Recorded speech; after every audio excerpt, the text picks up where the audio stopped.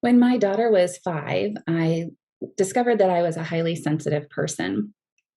And this realization helped me in a lot of ways, one of which was recognizing that in my daughter as well and helping me to understand the struggles that she was going through, and also really helped with acceptance of how we both experience the world and how our needs were different.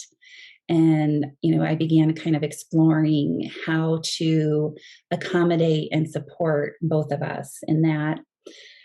And then as a healing touch practitioner for the past 20 years or so, I began looking at the energetics of that, and especially boundaries, because that's one of the biggest struggles I found with people that are very sensitive, is having those good energetic boundaries so they're not so thrown off by the energies and the emotions and the sensory input around them.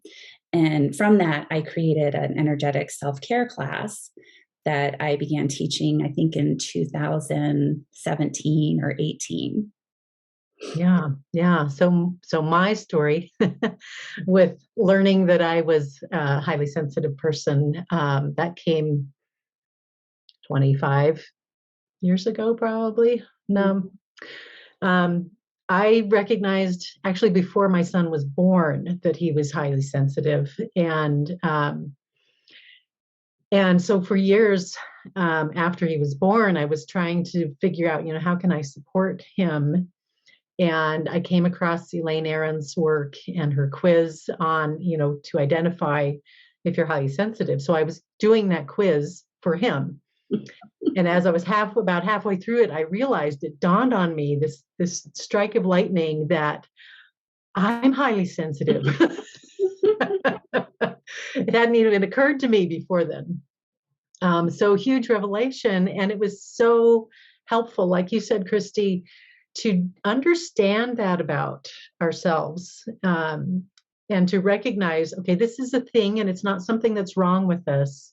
Right. It's just how we are. Yes. And how we function in the world. Mm. And so recognizing that for my son and being able to support him, and then realizing that all four of my children are highly sensitive as well. And so learning that and starting to work with that. And then I was introduced also about 15 years ago to Healing Touch. Mm. And I started using the really simple techniques, actually, from the introductory class that I took in Healing Touch. I started using them with my other son, who at 5 years old was still not sleeping through the night. And so I started doing that with him at bedtime. And very quickly, he started asking for that every night. And it was only a matter of a few weeks, he started sleeping through the night consistently. And he's 21 now, and he has since then. Sleep has never been an issue again with him. So that really got my attention. So using those tools with the energy work, so powerful in supporting our children who are dealing with the high sensitivity. So, And then you yeah. started studying polyvagal theory. Right. Yes. So started studying that about 4 or 5 years ago, and bringing that into my work with clients. And another thing that was a huge change and helpful in understanding myself again, and supporting my children, supporting my clients.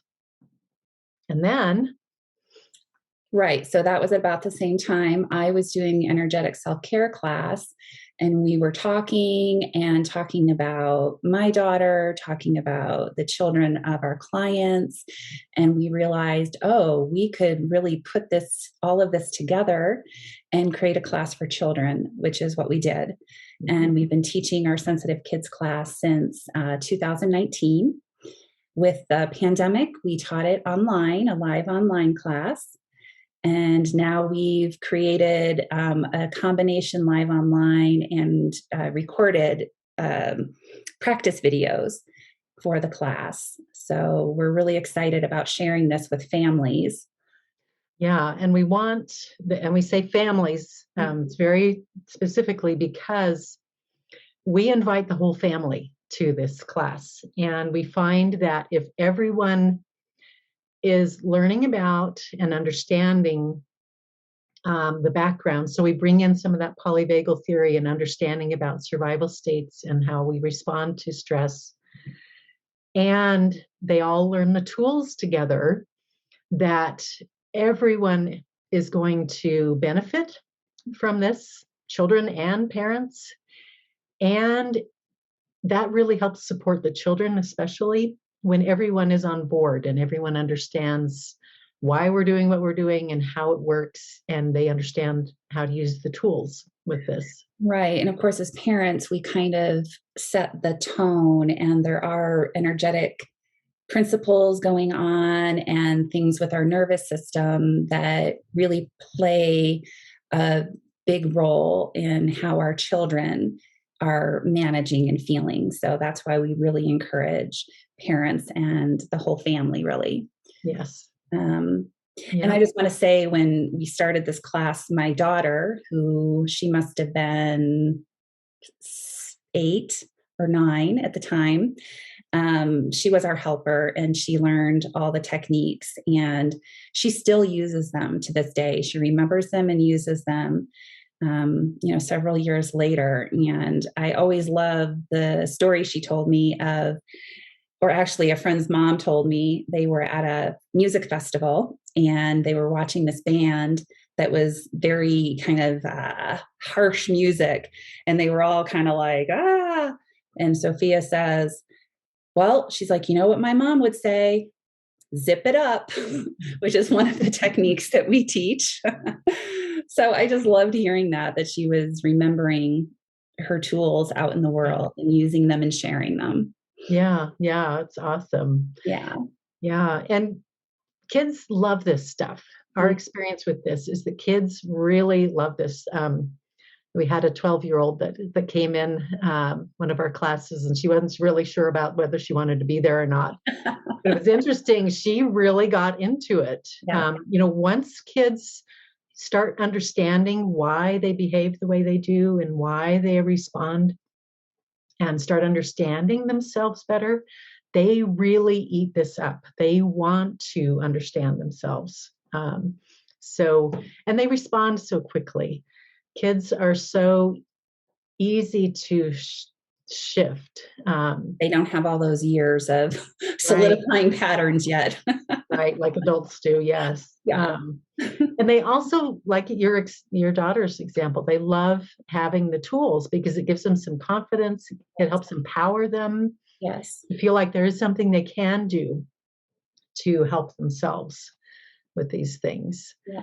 And another example of one of the mothers from one of our first classes told us how her daughter had to go into a situation and do something on her own that was really frightening for her, really scary for her.